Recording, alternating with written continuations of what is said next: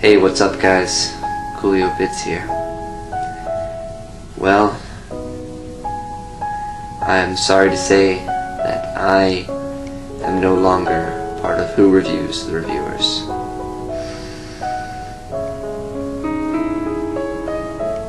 It's sad, I know, but it's okay. Don't cry.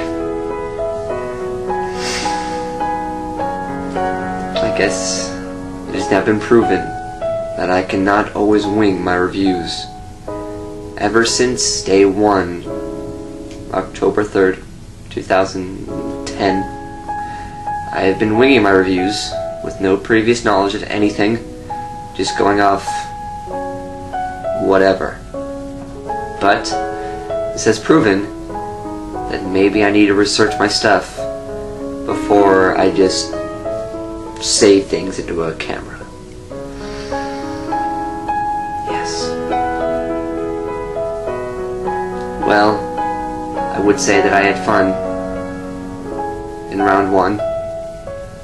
Round 2 was a little less fun because I got voted off. I'm gonna pack up my stuff and just go. Gonna paddle off the island because I got voted off.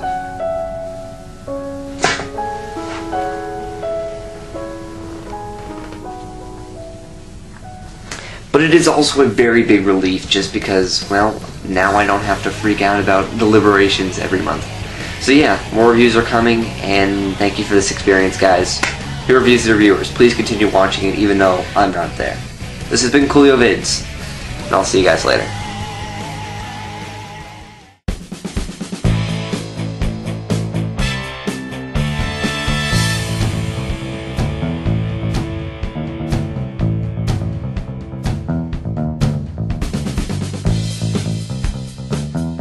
Hello everyone, welcome once again to Who Reviews the Reviewers. It's round 3 and I'm Captain Logan, and here are my esteemed co-hosts. Nobody knows this, but he controls everything that happens on Geekvolution by remote control. It's Vince!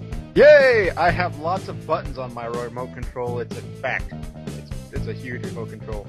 He's the happiest guy around. He has a new couch. It's the real Manos. Hey folks, how's it going? And he still thinks he's better than me because I haven't gotten around to reviewing the Batman serials. It's Mr. Fusion. I have a new couch, too.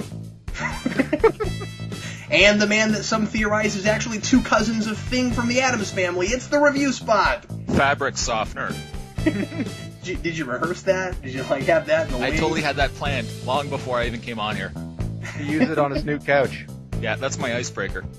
See, now I wish that I'd come up with something for your introduction that somehow completely, contradicted fabric softener. I don't know what that would have been, but... I'm so upset. I was gonna next week yell, Static Cling!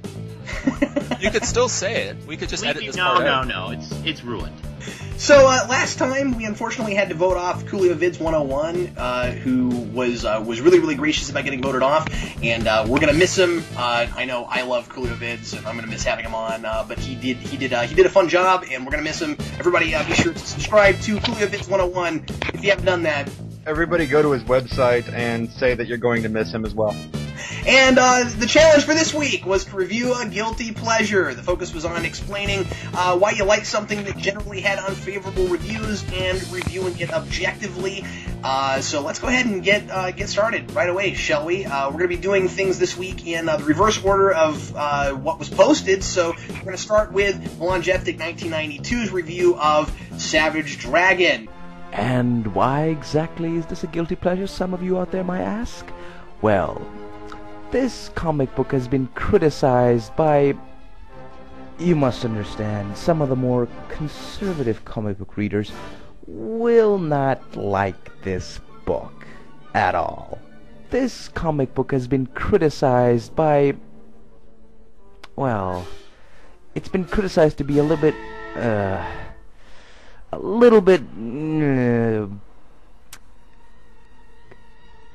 hell with it, I'll just say it. It's a testosterone explosion of pure imagination and creativity. And if you're a Christian, you would hate this comic book. And we're going to begin with the incredible review spot. The Incredible. How about that?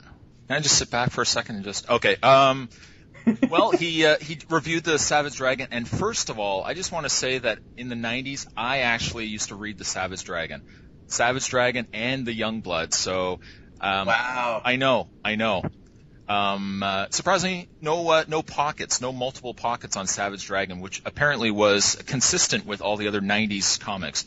Anyways, as for his review, I found his narrative in the actual video itself was very clear, and I would say probably of a lot of the videos that I've seen so far where there's been narrative and then there's been image overlays and transitions and stuff like that, I find this particular review was probably one of the stronger entries that I've seen.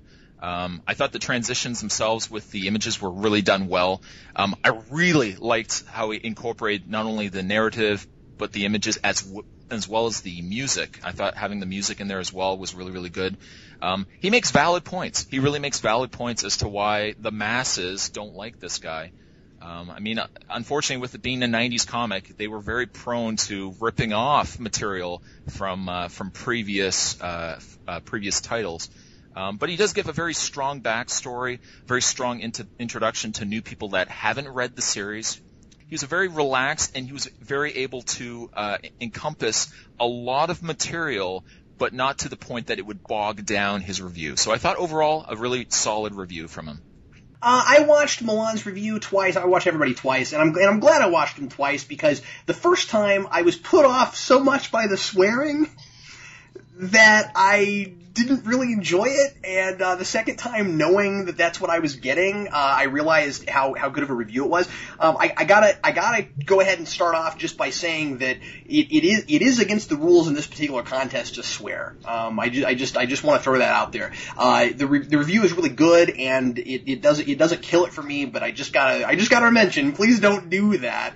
Because it's for our channel, we don't swear on our channel, so it's just a rule. He broke the rules, grr. But I gotta be honest with you, I think it's the best review he's turned in so far. He really improved over last week because the big problem I had with him last time was that I thought that he was stretching too much for time, and he was talking about Grant Morrison with that review, so I didn't like that he was stretching for time so much because there was a lot he could have said that I felt like didn't get said.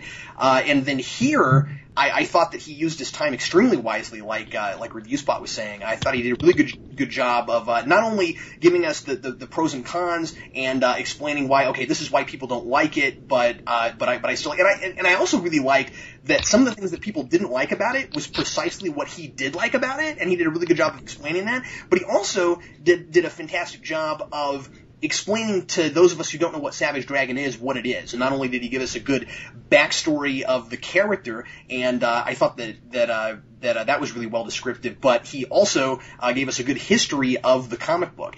And like Spot said, I think he should keep doing the classical music thing. I think that helps really well with his pacing. I think Milan Jeftic chose the Savage Dragon because, in a way, I think he sees a bit of himself in Savage Dragon and Eric Larson, because they're all three characters that don't play by the rules. And that can go definitely with some Milan's past work, and, of course, this work, when we're talking about the fact that he broke the swear rule for the entry. With that said, I really did enjoy this video. I think it was his tightest video ever. The use of music and the imagery to go along with what he was saying, like, when he references Linkara from that guy with glasses.com, and, the various different picks from the Savage Dragon world. And I do enjoy the fact that he went all the way and did the backstory for the character. Like, not everybody knows that, Eric Larson had this character kind of hanging around for a few years before, he even got to Marvel. So that was actually very appreciative. And it does seem like he does get what's so cool about Savage Dragon. It's, it's a big, dumb, fun comic that enjoys what it is. It does use a lot of kind of stereotypical superhero cliches, but it embraces them, and it is what he said. And I thought that was a really insightful moment. Instead of like some creators, specifically during the 90s, who were just overusing them, just overdoing them completely, to the point, because they were just out of ideas and they just only knew how to recycle. When Larson does these things, it does seem kind of fresh and fun, and the review totally gets that. So that's a lot of fun. I wasn't sure how much the breaking of the rules thing, the swearing would count against, and I guess that's really not up to me. I enjoyed this pretty much overall. What I found odd is that I'd never noticed his sort of trademark wells before now. I think somebody pointed out in the last deliberations. I don't know if he was using it. I thought it was overdone this time. Yeah, I didn't know if he was just using it more this time or if I only just noticed it now, but there was a lot of that. And in some cases it worked. The very beginning when he was sort of tiptoeing around why people might not enjoy this comic and then showing visually while he was sort of well over that seemed to work really well. But there are other points where it seemed like maybe if he wasn't stretching that out so much, he might have room to say more things. Visually, I thought this was really put together, made a really good use of what he usually does. His hand-drawn persona, his humor. And I admit I'm not familiar with Savage Dragon at all. I never even heard of Savage Dragon until this review, and it's a very good entry point for someone who's not familiar with the character. So I enjoyed that. I think that might need to tone back on the wells just a little bit. I liked Milan Jeftik's video. I think he made overall a good video, and I think that the things I like about him is that he has good delivery, minus his overuse of the word "well," which I feel like it was more natural in this video than it was in his last video. But I do think he has good delivery. I think he has good editing choices. I think he has good choices of what should be on the screen while he's talking. I think he's well researched. He knows his backstory. He knows his background on the character, and I think the problem is for me with this video is that most of his review comes at the end of the video. The grace percent of his video is made up of giving background and delivering things that he thinks to be funny, which I'll agree they are funny, and his background is interesting. But we didn't actually get to anything in the video that was review based until about midway through, when he says that it's cheese, but it's good cheese. And then he doesn't qualify that statement until later in the video. So it's like he felt like he needed to justify why this is supposed to be a guilty pleasure, or justify rather why people think that this is overall maybe bad. I think that he spent so much time, it's like he was worried that we weren't going to take it seriously, like, oh, people like Savage Dragon, that's not actually, you can't call that a guilty pleasure. I don't know. I kind of agree. It's not awful, but it's not good. I bought it from the beginning. Do what? I bought it as a solid idea for this from the beginning. Yeah, that's where I was. I thought, like, man, what he's saying is witty and it's interesting, but there's nothing that's really carrying me to believe that he's reviewing it right now. Now, I do think that sometimes you need to set a precedent. But I think that most of his video was if that's the case, if he was just trying to set a precedent, then most of the video was doing that, and he really went overkill on it. So I applaud his effort. It was a decent video. It just wasn't a particularly great review. I do have to mention, because there's one thing I forgot to say on when I was talking. I think he's really, really great with metaphor, and I loved it when he said that thing about how it's great 90s cheese, and then he talked about lactose intolerant people. Love that. So cool. That's good. Yeah. Well, the guy's clever. That's what I like about him. Okay, well, that's it from Milan Jeftik. Let's go ahead then and go on to Sid Part 2's review of Green Lantern. I really am striving to maintain an objective attitude over something I found incredibly enjoyable that most people found just out-and-out bad. The film I'll be reviewing is 2011's Green Lantern. The criticisms I see out there tend to be relatively consistent, so I can't deny some basis for them. So in this review, I'll try to pinpoint the biggest issues some people have with the film, and then ultimately reach a conclusion about whether the critique is a fair one or irrational. The first and most widespread issue about this movie is the use and quality of its CGI. Fans were split immediately on the decision to make the suit an entire world of Green Lantern digital. Endless comments on different forums will provide evidence to support this fact, and it is an interesting question to raise. With the amazing techniques and methods that are available in the land of professional movie makeup and prosthetics, why must everything be done on a computer? First of all, I just want to say that I fall under that category of enjoying this movie as a guilty pleasure. Sure, it had its shortcomings, but still, I found it was a pretty good movie, and hopefully the sequel is a lot better, but I digress. In the way of his review, I found overall it was a really strong review, content-wise. He was able to incorporate a lot of meaty material for the amount of time that he had to work with. And actually, I think he went into like 6 minutes, 24 seconds or something like that for his video. He did make valid points. The one problem I really had with the review as a whole was probably the more glaring issue, and that was just the audio. Between switching back between the higher pitched and then the regular tone of the voice, I also just found like the audio cuts were too jarring. They didn't seem to transition well enough from one audio, whatever one comment he was making, into the next comment. It seemed almost as if it was abruptly cut and then immediately followed by whatever his next comment was. That took me a little too much out of the review that I could appreciate it. But, I mean, he does make valid points. He makes certainly valid points as what any of the critics complained about for the movie. But he still does manage to defend the points that were criticized by at least adding his own opinions as to why they could still work. But really, the audio, I think, is what ruined a potentially strong review. I completely agree with you, Spot. I was completely baffled by the editing in this video. It was clear that most of what he was saying was scripted, and if more of it was off the cuff, then he should have just been on camera. Because we didn't really have anything to look at, and he explained why, and I understand that. But if you're gonna have your audio completely carry a review because you don't have time to do anything interesting visually, you've at least got to do it in such a way where you don't have so much clipped audio. And if it was scripted like I think it was, I don't understand that. I don't know why you can't at least cut between sentences. I was just confused by it because I've never seen him do that before, and I'm not sure what I feel like something happened, and I don't understand what it was.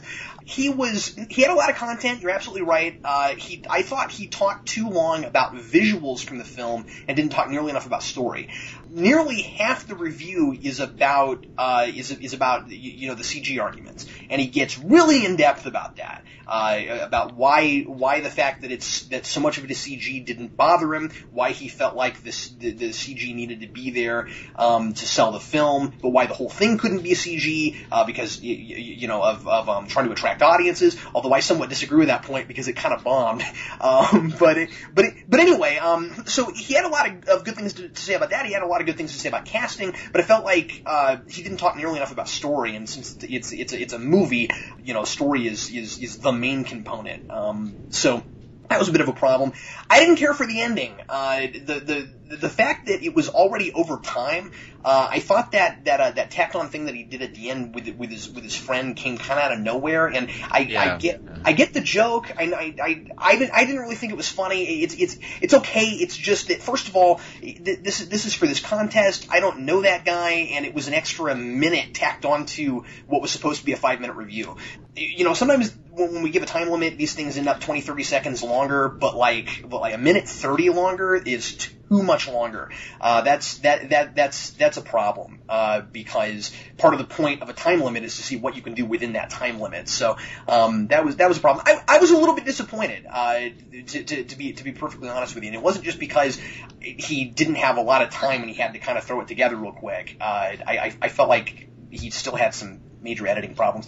I also find this video fairly disappointing because I really did seriously enjoy his previous video about Stanley Kubrick.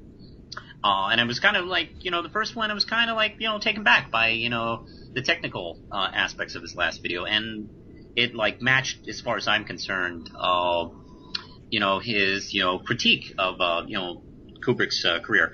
This, unfortunately, did have a really good critique of the Green Lantern film, almost to the point that it got me interested in seeing it. But the editing is really bad, and you're correct. The time, he goes way over time. What was his 5-minute limit? Yes. Wow. Yeah. Yes, this was a minute 33 over. Yeah. Mm-hmm. And which is probably why a good amount of the audio was sped up. Now, if you remember my review of Milan Jestic's first entry where he had a sped up voice. I'm not a big fan of that. I just think it's irritating. But he only sped up that one little section to make the point of there's too much in this movie. Most of the review wasn't sped up; it was just clipped.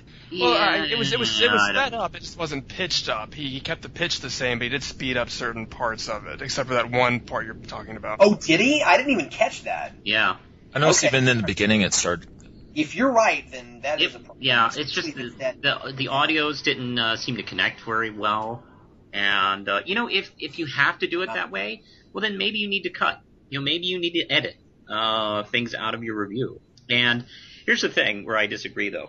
I do think the end was very funny. It did make me laugh, but here's the problem. You're exactly right. It was unnecessary on an already long video. So that was a big problem. I will say, there are he does make some excellent points during the review about the film, but I don't know. It did come under I don't know. It did kind of disappoint this week. Like the rest of you, I'm kind of of mixed minds about this one because he does freely admit at the beginning that didn't have as much time to put as much work into this as some of his previous attempts, and yeah, the editing did pull me out of that. And in fact, the entire time it almost seemed like the cuts were so close. It almost felt like it was overlapping. Like it seemed like there were two Sid Part 2s arguing with each other. See, that would be clever, though. Yeah, I guess that. But I don't think that's what he was going for. No. If that had been what he was going for, then that would have been awesome. But instead, I just felt really confused. I actually thought that too. But No, you're part one. No, you're part one. Yeah, it was obvious he recorded at least 2 different times in maybe different places or different times in the day, so his audio was different. Yeah. If this was like a written review contest, then I'd say he probably has some of the strongest content this week. He's very thorough. He really seemed to get the gist of this topic and really was compelling in terms of what he was trying to present.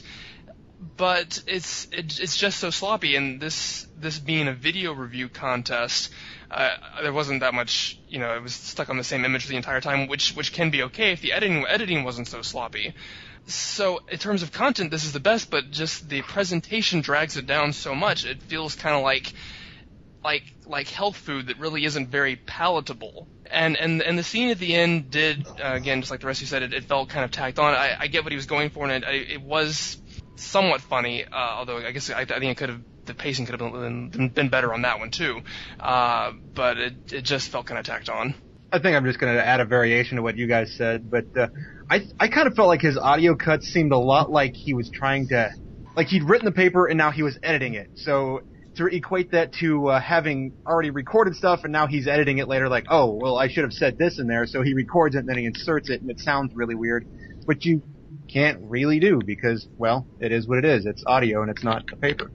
But good job on content. I think he defended himself well for liking it. I think he came up with realistic pros and cons to the movie, and I think he had a lot of self-awareness in this, saying I liked it for this reason, although I realize that it's bad for this reason. And so I think he had a lot of good points on it.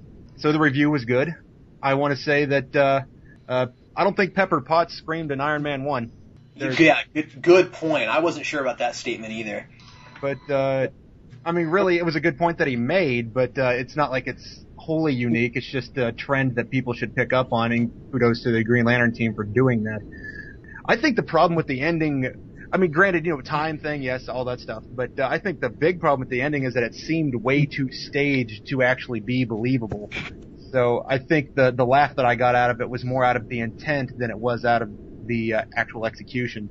So it seemed staged on both of their parts. So I'm not trying to critique the acting skills of the two guys that were rushed. So that might seem a little unfair, but I mean, I applaud them for trying, but it just seemed really staged. And Vince, you can't critique his acting skills. He's a cameraman. That's a good point. But as soon as you step in front of that camera, you're an acting cameraman.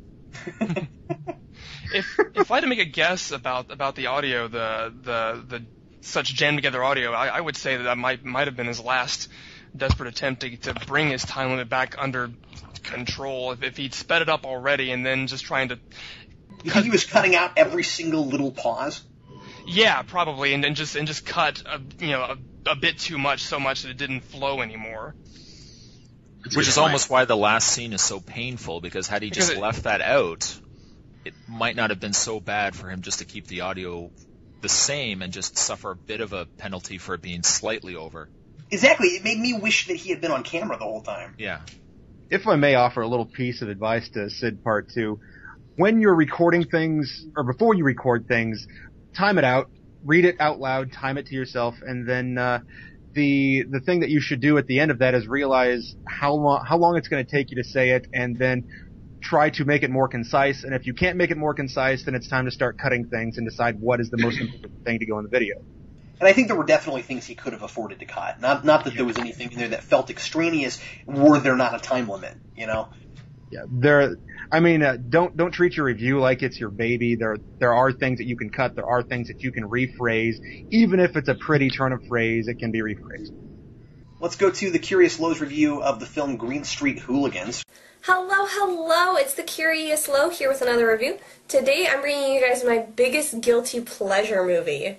Now, those of you that have been following my other channel for a while know that I'm a bit of a Disney nerd, so naturally my guilty pleasure movie is full of swearing, blood, and violence. It wouldn't be my guilty pleasure movie if it was my usual type of movie, now would it? The movie is Green Street Hooligans. Green Street Hooligans is the story of Matt Buckner, played by Elijah Wood, who has just been kicked out of Harvard for something he didn't do. He runs away to stay with his newly married sister in London, where he meets Pete, the leader of West Ham's firm, the GSC, or Green Street Elite. Going back to the review spot. And the Green Street Hooligans, which is a movie I've never seen, but based on the Curious Low's fantastic review of it, probably would be a movie that I would check out. Now, granted, I'm not a big Elijah Wood fan. I can't stand the guy. And in The Faculty, don't even get me started on that, but I found overall, just again, a really clear, a very relaxed video. One of the only, unless I'm mistaken, one of the only where where the reviewer incorporated a still narrative and then flipped over to an actual in-front camera, excluding, of course, the ending of the previous reviewer. But I liked that she was on camera, and of course she was showing the stills in the movie, and it wasn't just one still; it transitioned very well. I also found, too, that the transitions worked very closely with the narrative. It wasn't like she was just hand-picking any which scenes and then just merely speaking the narrative over top of it. I like also the fact that she brings up the faults, and then she almost seems to she kind of gives her spin on what the critiques are, and how, even though they are critiques and valid critiques by most of the viewers out there, she could still find a charm to the video, which really at the end of the day was the challenge, to take something and display and vocalize the true critiques of whatever you're reviewing, but still show why you still like it, despite that, or still give it, defending points. So a really good, solid review, once again, by Curious Low. I think that she is absolutely improving on a lot of things. I really appreciate that she's taking some of our criticisms to heart. I thought her editing this time was the best it's been. I've complained a couple times about that. Well, I guess we've seen her twice, so I've complained both times about that. Where I thought that there were times where she would let something linger too long, or where she would cut something off too quick, and I thought that this was much tighter than it has been. And I love that she tried to put some pictures in. I thought she did a really good job with like you said, with not just her choices of pictures, but also in going the extra mile and going, well, can I pan on them? I mean, it's obvious that she's not really used to editing stuff, so I'm glad that she's trying that. She's learning. If I could give her a little bit of advice on doing pans on pictures like that, and again, this is nothing against the review, just something for maybe next time if she does this again. If all you can do is pan in and pan out and not like pan across or anything like that, what really helps that is to fade between them. Have one picture fade slightly into the next picture as you're going in and out, because it makes the transition a little bit less jarring, so that it's not like it's still and then it's moving. It feels like the whole thing is moving the whole time. So if you can just do little fades between those, I think that'll help that out a little bit. I thought the opening was hilarious when she said, "Hey, I'm a Disney buff, so obviously my guilty pleasure has blood, language, and violence." I love that. I thought it was hilarious, and it got me right into the review. My big complaint about this is that it's too short, and she could have put a little more work into it.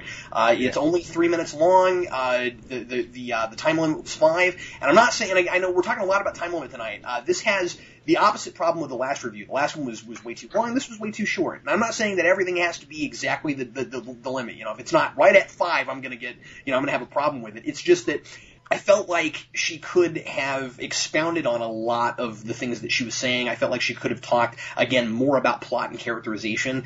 It was the things she talked about were a little bit generalized. I thought she could have pointed to some specific scenes, and that would have really helped utilize another minute at least, if not another minute and a half, 2 minutes.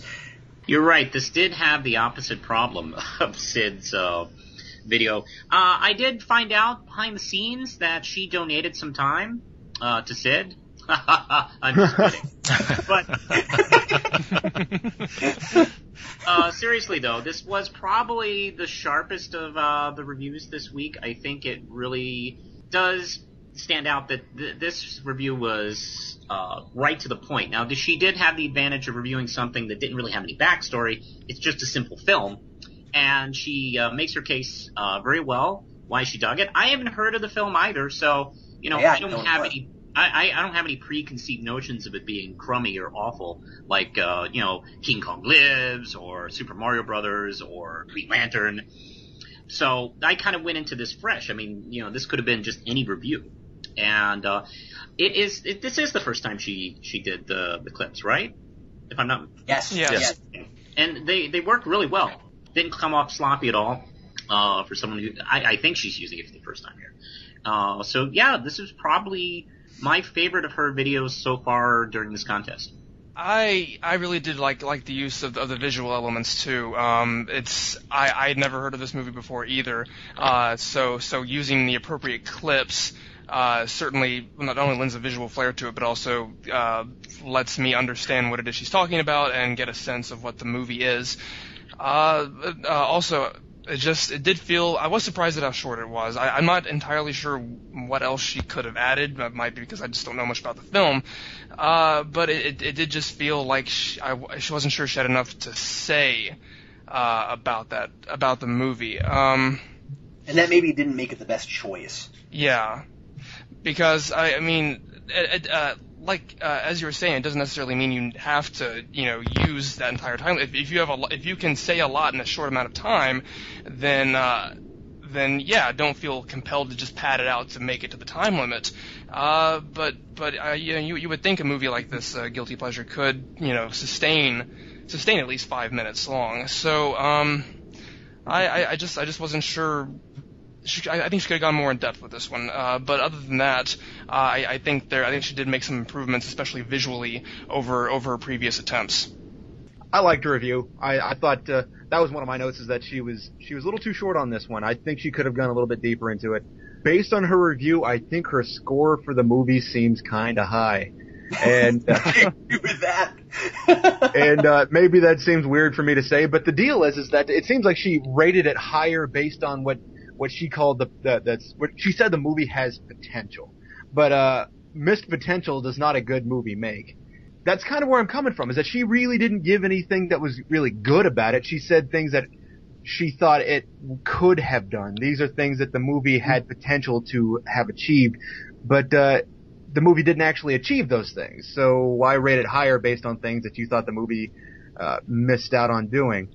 But then again, I suppose there is still a sort of a ghost of a theme that's there, when like maybe they tried to, but they just didn't quite make it. So therefore, she's appreciating what her imagination, or what the movie is making her imagination do. I don't necessarily not believe that she rated it fairly. I just don't know that she makes enough of a case for me to believe her. You mean to buy the 6 out of 10? Yeah. Now let's move on to Zazubar's review of King Kong Lives. Before even typing the title of King Kong Lives into Google, I was aware, as a well-connected fan of King Kong, that the film was not popular, both critically and financially. In fact, proving how unsuccessful the film was financially, one of the actors received a check for his cut of the box office gross that totaled to 3 cents. No, I'm not joking. He's never cashed it in, and instead has it hanging on his wall next to a poster of the film, revering it as little more than a joke. Many Kong fans share that sentiment with him. As well as many critics, like those behind RottenTomatoes.com, where the film holds a rating of 0%, and where several critics have called the film extremely unnecessary, dull, and laughably bad. And after reading through all this, preparing for my review, I've gotta say, I'm not entirely with the gang of critics and fans who call this movie awful. Yes, folks, I've gotta say, I enjoy King Kong Lives, and certainly don't think it's bad enough to warrant a 0%. And we're back. This one was a hard one for me. I found that his narrative was really strong. It definitely, for positive points, it definitely seemed as if he had a lot of material he wanted to cover. I really got the feeling that he had written this all out and he really had a very planned out approach for the review itself. I like the stills. I like the incorporating of the stills. I liked it wasn't just one still, in that based on what he was using for the stills somewhat matched the narrative that he was doing for the review itself.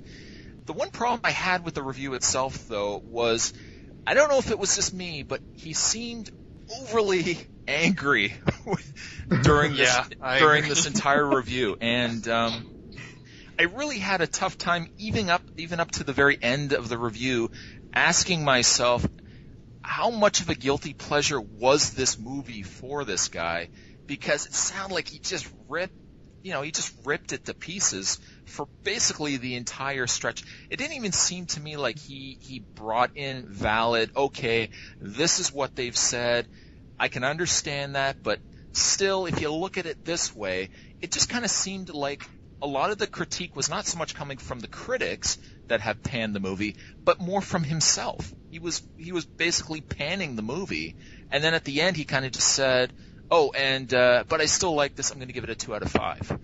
It was a good review, but very aggressive, and at the end I really asked myself, how much of a guilty pleasure was this for this guy for him to review it the way that he did?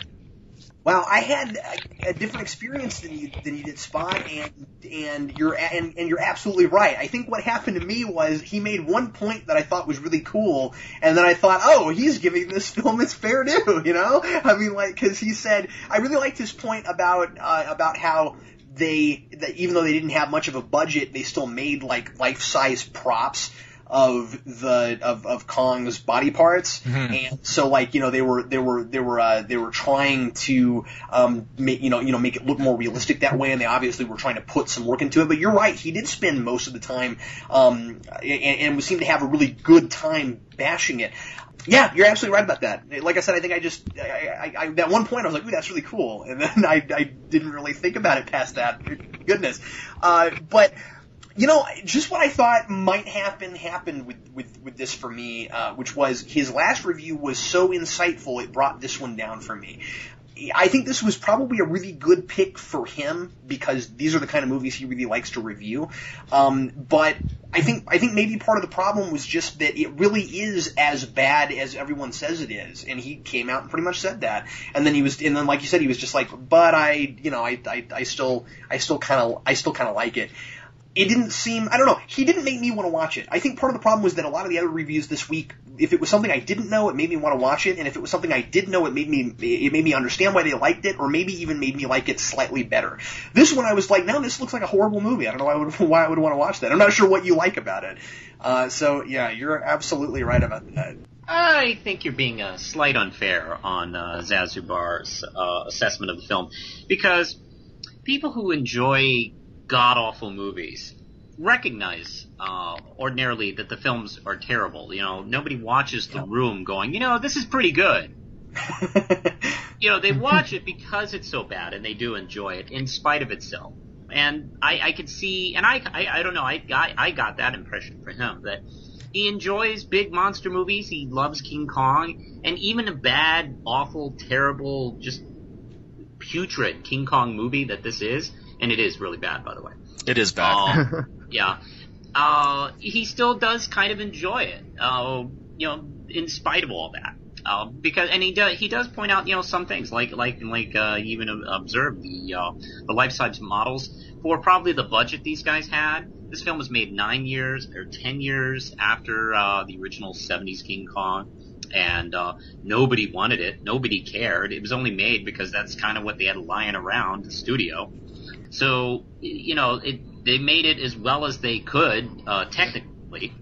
I just feel sorry for, like, you know, Linda Hamilton, and he does too. He brings that up, that, you know, here's another good actress in a bad movie. There are also points about, you know, some of the characteristics Kong has, and the Lady Kong. I don't even know if that character had a name. I don't know. I did enjoy this video a lot, actually. I agree more with the review spot, and I think the reason why it feels that way is because it comes across as a little unbalanced. He had a really great opening. It was a little bit defensive, but it made sense given that he was seemingly about to give tell why he likes something that's really critically panned. So he spent a long time explaining, this is what people think about this. This is, the film was so bad that the little anecdote about the check the guy hung on his wall that was so small he wouldn't even bother to cash it. And he spent so much time on that, and then he had one really good positive, the life-size models of Kong, and I wanted to be more of that, and then all of a sudden it just shifted gears completely, and it felt like I was in a totally different review. And he spends so much time setting up, well, even though this is bad, I still like it anyway, and then there wasn't enough of that before he switched over to why he didn't think it was very good. So while what he had there, and I do agree with Manos that people who like bad movies should be able to see the flaws in it. I'm not sure if that just saying I'm not sure if that can carry the review on its own as to why this justifies being a guilty pleasure. I think that was part of the challenge, was to be able to convince us why it's worth watching anyway. And what he had there was good, but I felt, and I really wanted to see more of the kind of examples that he did list, but then suddenly it just stopped and became something entirely different. I'm going to lead with one of the things that, just here's a piece of advice, Zazubar. Take the time to retake things. If you have a real, I meant to say that, yeah. If you have a real big misstep in your words, that's fine. Just either edit it out or take the time to retake things. It's not a huge problem. I'm going to move on now. Your humor is effective. I think it's pretty good. I think it's interesting that he can still display outrage so long after the fact. But granted, it's not like he was around when the movie came out. But still, so long the fact. But it's interesting how something can be in your mind for so long, and then you relive it and be like, man, they missed this, and dang it, I'm perturbed right now. But yeah, this movie affected him as a zygote. I think that's interesting. I can sympathize. Sometimes when I'm getting into the swing of something, I get just as angry as I was when I first lived it, and I'm like, wow, I need to calm down. But I think that his outlining of the fact that the movie was panned was interesting, and it did set a precedent. I think that this one may not have been entirely necessary, but it did say, well, here's why the movie is so bad. And I kind of liked it as a lead-in, and I didn't feel like he belabored it. He gave like a couple little stories and then moved on. But I kind of agree with Manos on his giving the film a fair shake, because it's not like he.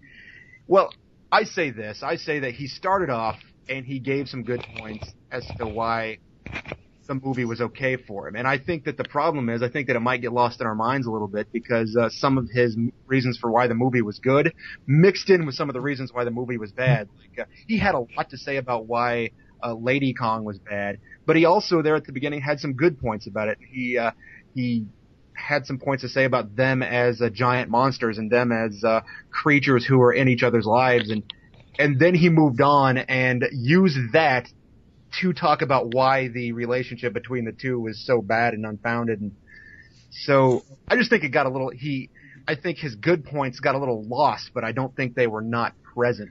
All right, moving on then to DPSTQ2's review of Super Mario Bros. The movie. So let's take a trip and see if there's some value in this warp situation, or find out that it really needs to be flushed into oblivion. So here we go. If not the best thing about the movie, definitely one of the better aspects of the film is the casting of Bob Hoskins as Mario.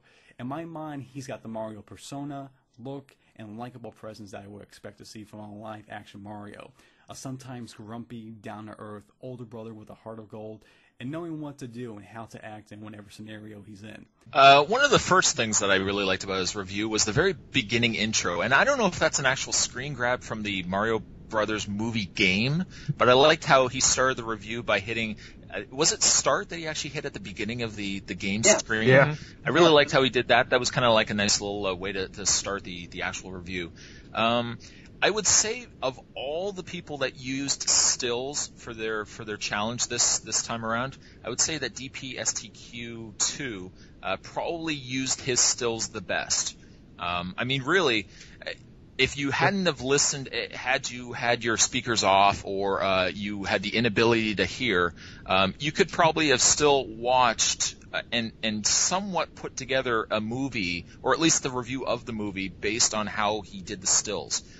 So I think that probably he has excelled in the use of that more so than the rest of the challengers this time around. He's very relaxed, of course, as always. He's very comfortable with the material that he's doing. You can definitely tell that it wasn't just something that he picked up recently and said, okay, what am I going to review for this challenge? I don't know, I'll grab this. It definitely seemed like something he's watched at least more than once. And generally all the concerns that the critics have made, as well as his open views of it, all come from his personal experience of probably watching this movie, on multiple occasions. I just found it was a good review. There was very few things wrong with it. Just a really good, solid entry this time around from him. I can't believe I'm going to say this. I feel like he improved so much on this one, it's as if he had two challenges in between this one and the one before it. I was really impressed with it. I thought that a lot of the problems that I've had with his reviews throughout so far were really well cleared up this time with this one. He's working really well on his word choice. I always complain about that. I've got no examples this week of bad word choice. I thought he was much better on that. I think he's still got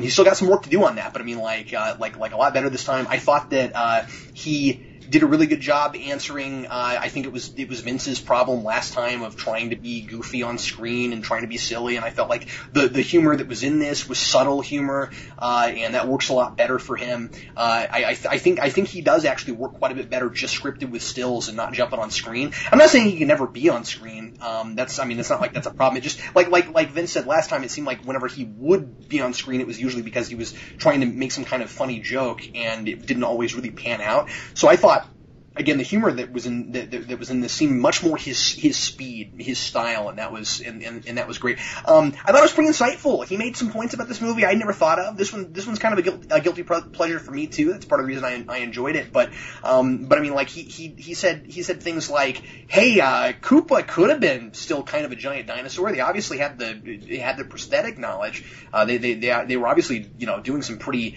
bang up jobs with prosthetics already in this movie. I don't know why they didn't go the whole 9 yards and do that with Koopa." Good point. I never thought of that. I also had never really thought so much about the age gap between Mario and Luigi in that movie. That's a really good point. It's like, how are they brothers? They look like they're 25 years apart. Great point. And I like that some of his best points were negatives, but he did a great job of explaining what was working in it also. The only two major gripes I have are editing things. I don't know if you guys had this problem, but I had to turn my volume way up to hear this. Yes, I did. Yeah. Barely hear it. That was a problem. I put my head. I didn't notice that. I had headphones on and I had to turn it all the way up to max. Headphones. So that was a problem. And also his video cuts off right at the end before he finishes his rating. We've been having some issues with some of the contestants this year on weird mistakes like that, with things cutting off at the end and clips and stuff. And just be careful. Watch your video before you post it. That's really important. But that's all I have to say. I was deeply impressed with this. I got a personal little story, if you don't mind, related to this film. Back in 1991, I was trying out for a acting film class, and just after the person who was in charge of the course, her name is Sylvia Harmon. She informed me, yeah, I got a spot. We came to an agreement to me being in the class, and then she told me, like after we were done with that, If you want, you're the first person I've talked to since I learned this. I got a job in the Super Mario Brothers film, and she told me, yes, I play this little old lady that tries to mug them when they first enter the world. I remember her. Yeah. That's awesome. Yeah, that woman taught me how to act. That's pretty cool. Yeah, so I remember. The performance was fantastic, man. I remember thinking that when she told me, like, oh, do I just waste a whole year of my life? But I, of course, was, I think I was like 21 or something when this came out. So not being a kid, I instantly recognized that this is a horrible film. And it's interesting to see the review of someone who's grown up since then and, maybe having this part of their childhood and not realizing that it is trash and garbage. Manos, how do you really feel? Yeah, it's really bad. It's a terrible film. And but what he does is he does acknowledge like all the problems with it. And I do agree. This is like his best video I've seen. Almost to the point where I actually forgot this was him. If that makes any sense. Maybe probably because he didn't appear anywhere on the screen during the video. Oh boy, was this really well done. Let's see. He does bring up some of the exact points that I always had a problem with, like definitely the age difference. And the casting was really good for like Mario himself. But oh boy, I of course I have my disagreements. Like I think a realistic approach and the world they designed I think is very lazy. I don't think they put any care into it. But he really did get an idea. And actually, what's interesting is he talks about how the cast seemed to have fun making it. And I knew somebody who's in the cast, and I actually know that's true. Despite the fact that this is terrible. I heard my acting teacher talk about being on the set and having fun and chatting with Hopper, a couple of times off set. And the mood on the set was pretty good, actually. So I guess that did come across. So, very good review. Well, if Manos is a story, then I have a story too, dang it. Of course you do, Lance. Wow, I feel young now. I was 7 when this movie came out. And I remember that in preparation for this, I was so excited. I actually took all of my my instruction manuals and my boxes for the NES games, and I cut out like all these pictures of Mario and stuff, and I was gonna like tape them to my shirt and wear them to the movie. And, and you shouldn't have admitted that. Yeah, I shouldn't have. Well, of course, I did all that. And judging you. Well, I did all that, ended up not wearing them to the theater anyway, so now looking back, I still have all these things that have all these would-be in wonderful condition boxes for all these old games, except they're all cut out now, and so that really depresses me. But anyway, the review. That's a depressing story.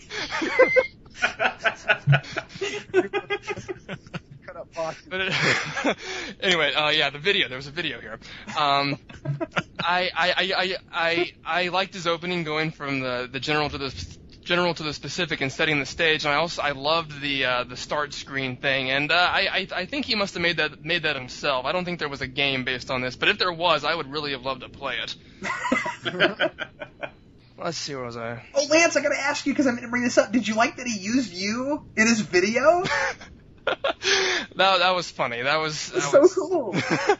I admit about that. I was a bit distracted by myself, so I'm not sure if that was just me or if anybody else felt that way. I thought it was. I get where he was going with that. I'm not sure if it worked all the way. Especially because of the length of it. I thought it was kind of funny. He was bringing up all these points and sort of, I guess there's supposed to be the idea that it was just so much of a mishmash of ideas, and then there wasn't enough footage, so he sort of reversed it and went back again. So it sort of felt like all these ideas are coming up, and I'm watching them, and I'm really stressed out. And then I go back to sleep again. Lance, if I may interject. Mm-hmm, yes. Since you're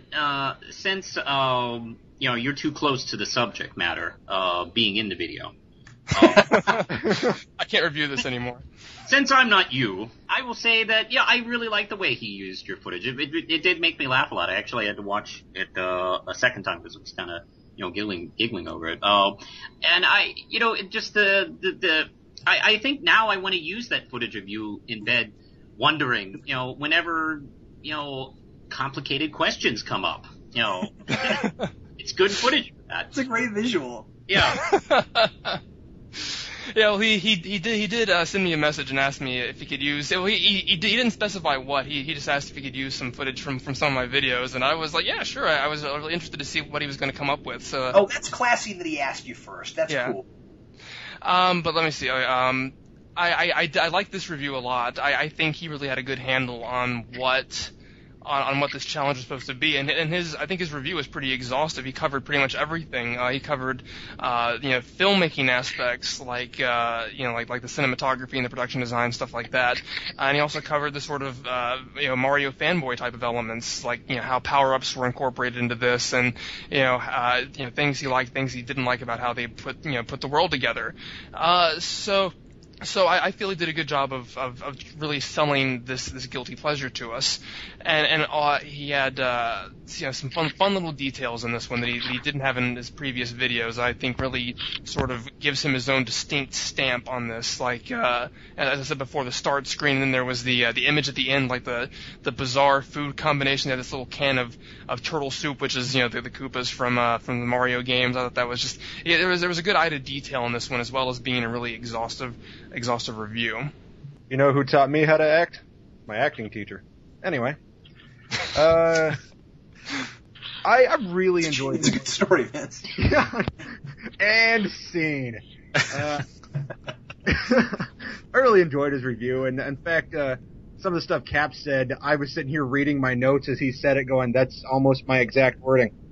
But I really like that he ditched the goofy stuff and embraced his wit, because I do think he's a clever guy, and I'm really happy that he stepped up and was able to prove to us that he is a clever guy. And the thing about it is, I don't necessarily think that he should not be on camera. I just think that it's a good exercise for him to not be on camera. I think that he needs to carve out his own little way of doing things, and then start trying to break his own mold and try other things. But so I think he's figured out what he's good at. I think now for him it's playing the game and improving upon that, and seeing how he can integrate his video of himself into his videos. I don't necessarily think that his next video should include that. I'm just saying that's food for thought. I thought he was objective.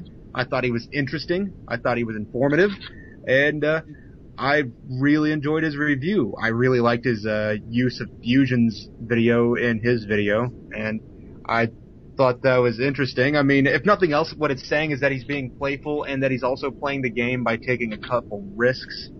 Overall, I gotta say, good job, and the first sentence that I have in my little notes here is, wow, what a step up from his last one. Alright, let's go on to the final review. It's SXE Blues' review of Star Trek V: The Final Frontier.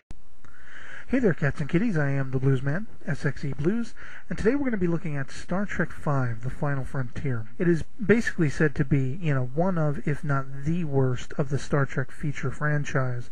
And what I'm hoping to do with this is pinpoint 3 specific scenes where I feel that is absolutely justified and you can see proof, but also I'm going to relate why I still think it works from a certain viewpoint, and hopefully you'll be somewhat familiar with the film and know what I'm talking about. And we go once again to the review spot. And we're looking at Star Trek V, probably my least favorite of all the Star Trek movies. You and everyone. Along with everybody else, I'm sure, right? Yeah, TMP. I don't like TMP. I don't know. Insurrection's kind of. Anyway. I actually like Star Trek V more than almost all the Generation movies. Insurrection is unwatchable, if you ask me, but it is. It's terrible. Yeah. Well, anyway. First Contact is the only one as good as Star Trek V. See, I like Generations, and I might be the only one that does. I'm okay with it. I haven't watched it in a while. I'm going to argue with you about that. I don't hate it, but I haven't seen it. Have Star Trek fans amongst the judges? Yeah. We do. Spot, who do you think you're talking to, dude? It's a bona fide Trekspert right there. Come on. Well, anyway. You know what? I gotta say one thing, that the biggest pro about this guy's review is something that I think a lot of people didn't do, probably just because they just assumed that the review was just going to encompass the entire medium that they were reviewing. SXE Blues, on the other hand, what I really like about his review is that he took 3 key scenes in the movie, and he basically said, okay, here's the scene, this is one of the things that people didn't like about the movie, and explained why, and then also gave his reasoning why it still worked for him as a scene, whatever faults that scene might have had. And I really think introducing that really separated his review from a lot of the other reviews that were done during this challenge. I really like that. I mean, for starters, I really, really enjoyed that.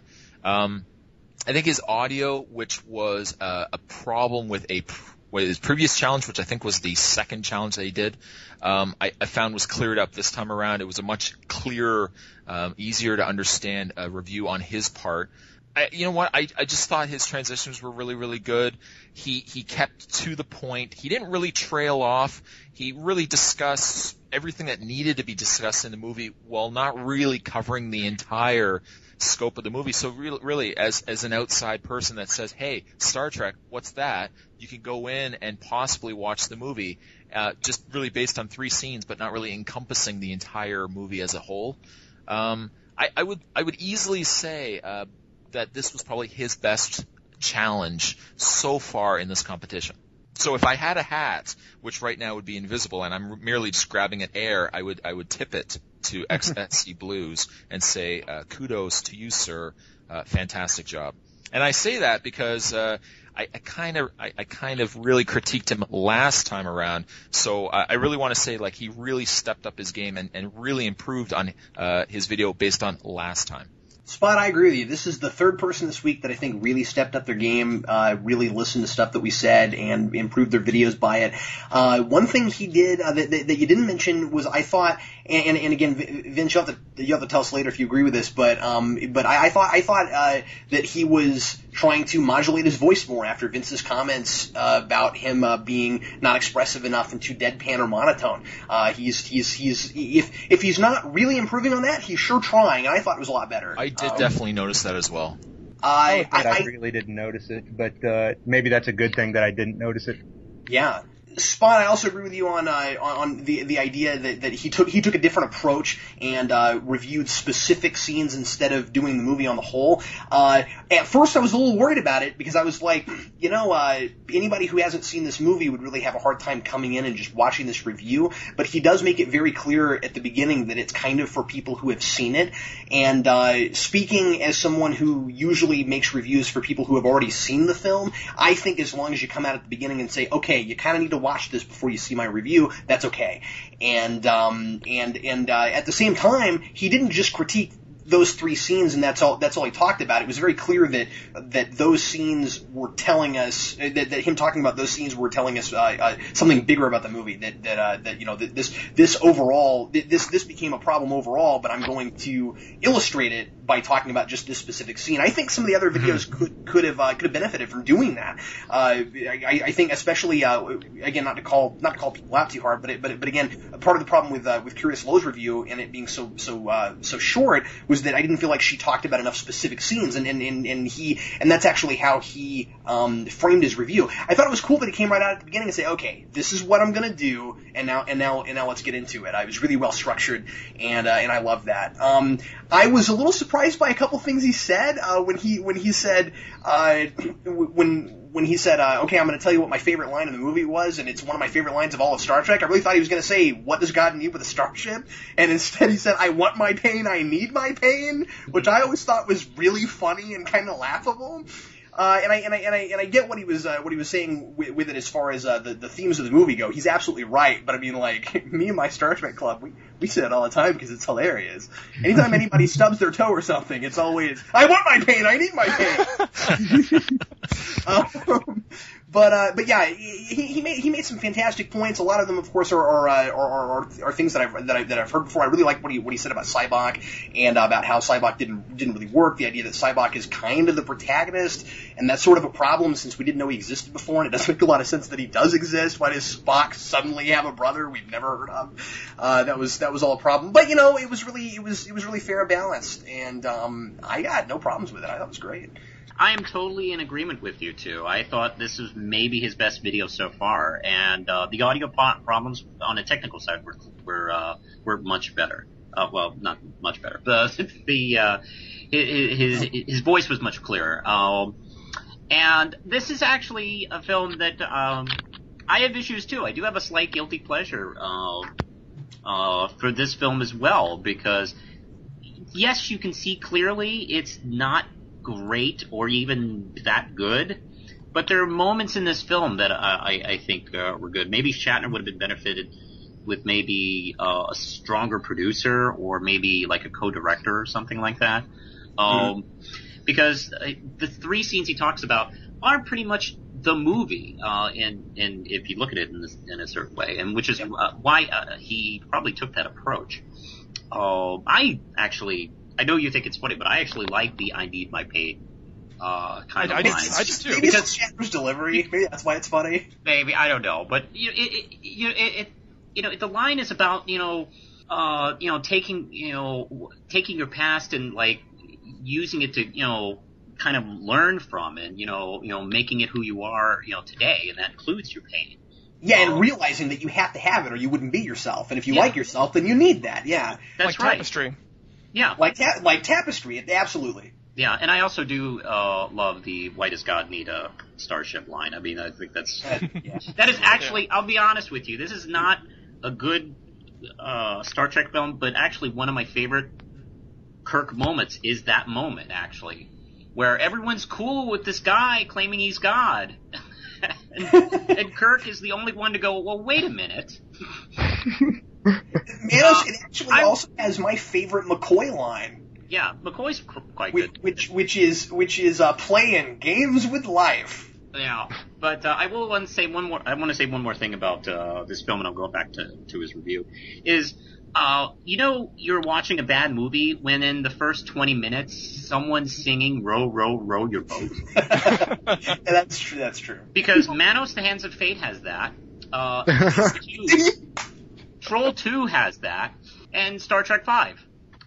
So if you're watching a movie, and like if the Avengers, like in the first 10 minutes, start singing "Row, row, row your boat," we're in the long haul. That sounds like a challenge. Yeah, I really did enjoy this review a lot. I think this is probably his best one, easy. I too like the idea that the format that he chose, using specific examples. I thought that worked really well for this kind of challenge. But in terms of that, I think that his first example was probably the best, and the rest of them didn't quite measure up to the first one he did. Because the first one seemed really balanced to me. The row your boat part. He covered exactly why he thought it didn't work, and then he went in just as much detail as to why he thought that scene did have merit to it. But then, for example, when you get to the next one, the one about the "I need my pain" thing, he has quite a bit of detail over why that doesn't work. But then when he goes to, he plays the line and says that's what saved that for me, but there's no analysis to back that up. He just says, I like it because of that, and then moves on. And I really wanted to get a lot more in depth as to what it was about that saved that, but I don't think he really explained exactly why, other than saying this was here and this saved it for me. And I too, just like Manos, I consider Star Trek V to be a guilty pleasure. I find it fun and funny, and even though it's not very good, and so I was really looking forward to this one because of the content.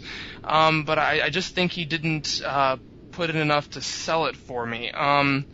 As a Trekkie, I do like how he sort of did the whole tied the galactic barrier from the pilot into the idea of the Great Barrier in this movie, and sort of brought up the thematic similarities between them. Even though I doubt that's what the movie was going for, it was a nice little analysis of that right there. Yeah, and why didn't somebody end up with the white eyes and the superpowers? Like. Well, why didn't they in the one where the people from Andromeda take them over and fly under the same barrier again? But now I'm getting too meta. Makes sense, yeah. But so I like that, but I'd almost rather he had taken that time and spent more explaining the points of the film that he was trying to make. What you were saying before, Captain Logan, maybe I misinterpreted this, but was he actually trying to pose a point of Sybok being the protagonist? Because I thought that was a mistake, that he was trying to call him the antagonist, because that's... No, he said arguably the protagonist, and I don't think that would be a mistake, because I don't think there's any argument that he's the antagonist. But unless he was talking about the Klingons instead, and that Sybok's not as straightforward antagonistic as them. I don't think that was a mistake. I mean, I guess we'd have to ask him. But here's the thing. I don't agree that he is the protagonist. I'm just saying that I could see a certain logic to it, as he's pretty much the character who gets an arc. Yeah.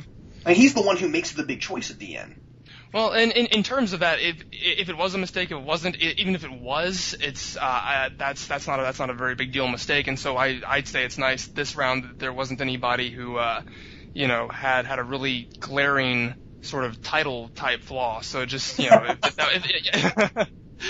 So if that was a mistake, then it wasn't a very big one. If it wasn't, then I'll have to reevaluate that, because that is an interesting point there instead. It stopped me, I gotta be honest with you. I was like, ooh, I wish you'd clarify that a little bit. Yeah.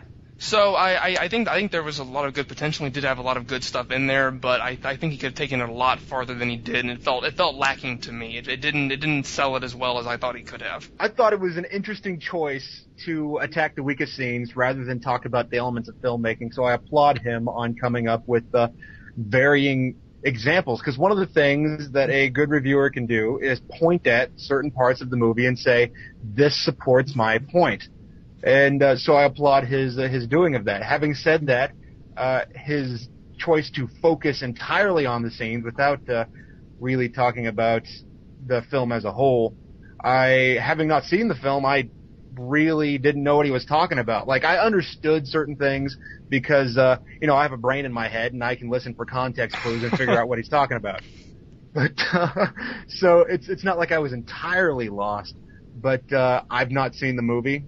And I had to wait a little bit to really understand what he was talking about. And I do think he ends up explaining his stance well, but I felt a little bit left out, I'll admit. And as Cap said, it's not like he made the video for people who saw the movie, so it's not like he made it for guys like me who thought, well, I'm going to walk in here and see if maybe I like Star Trek. But yeah, I didn't get a lot out of the video. I think he made a decent video, but I think I might have appreciated it more if I had seen the movie. I don't know if that's a good thing or a bad thing. Well, and the thing is, Star Trek V is such a weird piece. I don't think he could have given you enough context where you still would really know what he was talking about.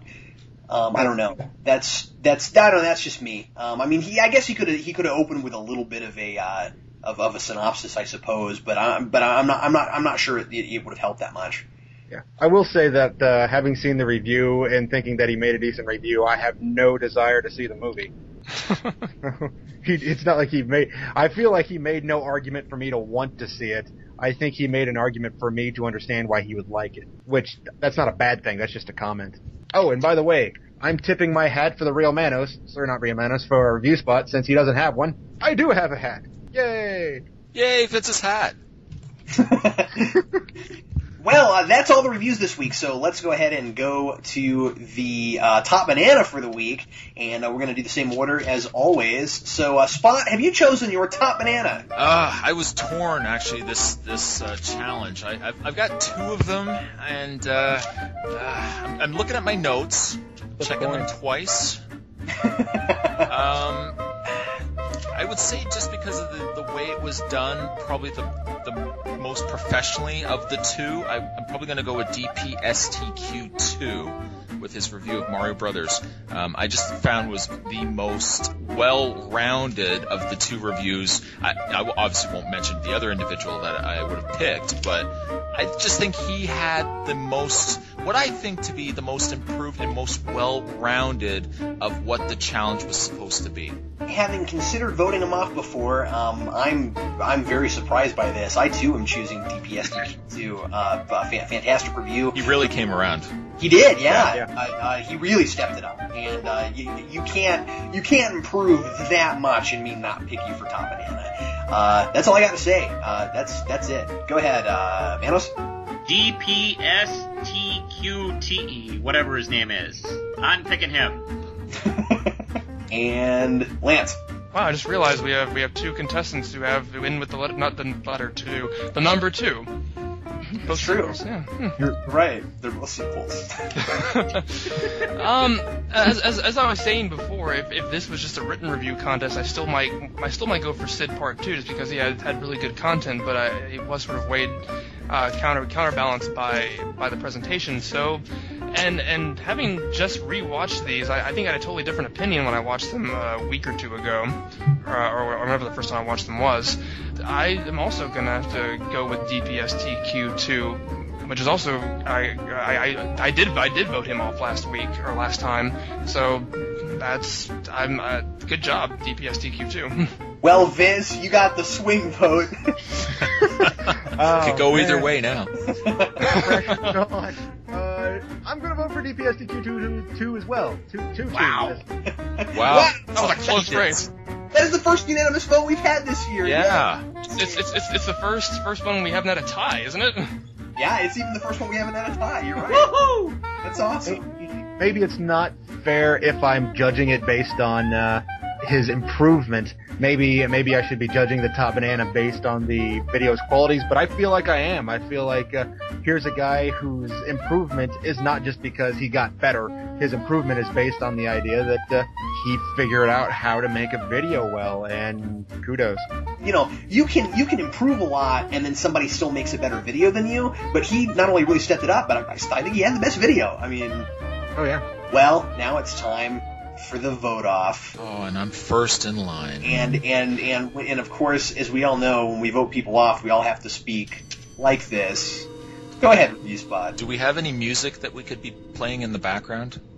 Well, they're in post. I mean, I always put the totally throw something really sad. Yeah, I was especially for my part. I mean, you guys can have whatever music you want, but. some violin quartet going on. And, I was actually going to say violin, but now I just feel like I'm jumping on bandwagon after you've said it. I was going to suggest Boys to Men. No, it's got to be Menudo. Can you sample in something with a choir where I can't really hear what they're saying word-wise, but it still sounds really cool in the background? I'll see if I can work on that. Yeah. Excellent. Okay, I'll try. I want to say that there was a couple of ones that I really was on the fence with, but unfortunately for the vote off, I have to go with Sid Part 2, and I would say that he really shot himself in the foot by the overuse of time. The fact that, yes, the end was funny and everything, but the fact that he was already past his time limit, and then to tack that on, the rushing of the audio, the speeding of the audio, as good and content heavy as the review was, even though something I didn't mention, and I should have mentioned at the time that I critiqued this, was the fact he did spend a lot of time on the CG and not so much on the story, which I think Captain Logan mentioned after the fact. But I'm going to have to go with him just because he kind of shot himself in the foot with what he did in this review. I hate this. Time crunch is an element in this contest, and I mean, it sucks when you're in the middle of other projects and you still have to figure out how to get this out.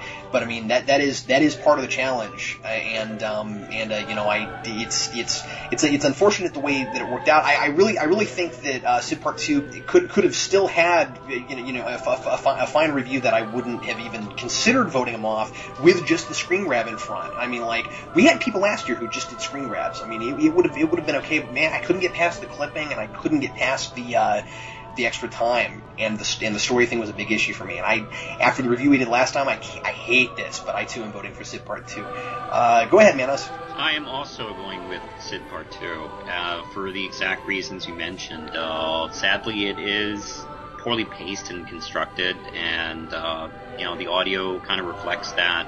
And yeah, the thing I liked the most in the video was actually least necessary, was the tag joke at the end. And of course, all this deflates the actual written part of the review, which was very well detailed and well thought out, but unfortunately it was sabotaged by everything else. So, Sid Part 2. Lance. I guess I'm gonna have to break form on this one. I do agree with all the negative critiques of Sid Part 2. It's not that it matters at this point anymore.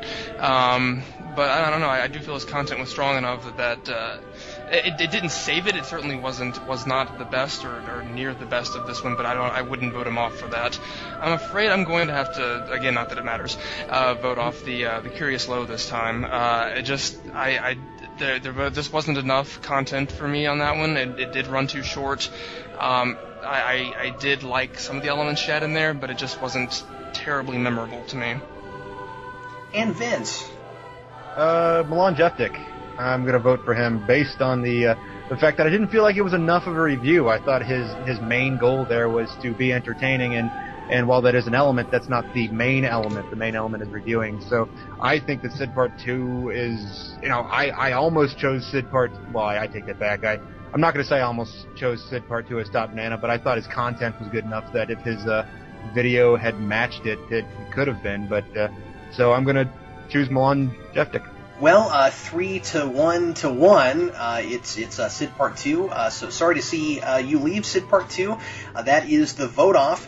And so now we come down to 5. We had 6, now we're at 5, and it's time now to reveal the next challenge. And this is a challenge that Vince and I kind of came up with together. We hammered this out, and we decided to go with reviewing something that you're unused to reviewing, kind of like we did last year with the album challenge. This time, and I think this might be really tough, this time we're going to ask you to review a published short story. Wow. Oh, that's the review. Whoa.